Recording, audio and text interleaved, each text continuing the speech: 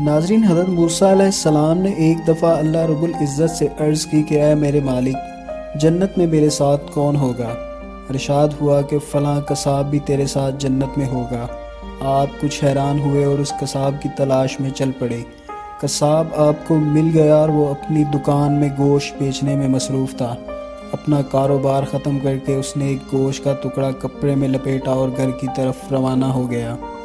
حضرت موسیٰ علیہ السلام نے قصاب کے بارے میں مزید جاننے کے لیے بطور مہمان گھر چلنے کی اجازت چاہی۔ گھر پہنچ کر قصاب نے گوشت کو پکایا، پھر روٹی پکا کر اس کے ٹکڑے گوشت میں نرم کیے اور دوسرے کمرے میں چلا گیا جہاں ایک انتہائی کمزور بوڑھی عورت پلنگ پر لیٹی ہوئی تھی۔ قصاب نے بمشکل اسے سہارا دے کر اٹھایا، ایک ایک لقمہ اس کے منہ میں ڈالتا رہا۔ جب اس نے کھانا ختم کیا تو بوڑھی عورت کا منہ صاف کر دیا۔ کھانا کھا کر بوڑھی عورت نے قصاب کے کان میں کچھ کہا، جسے سن کر قصاب مسکرا دیا اور بوڑھی عورت کو پلنگ پر لٹا کر باہر آ گیا۔ حضرت موسیٰ علیہ السلام جو یہ سب کچھ دیکھ رہے تھے، آپ نے قصاب سے پوچھا کہ یہ عورت کون ہے اور اس نے تیرے کان میں کیا کہا جو تو مسکرا دیا؟ قصاب بولا، اے اجنبی، یہ عورت میری ماں ہے۔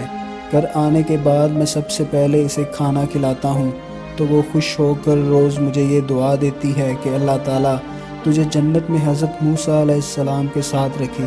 یہ سن کر میں مسکرا دیتا ہوں کہ بھلا میں کہاں اور موسیٰ کلیم کہاں۔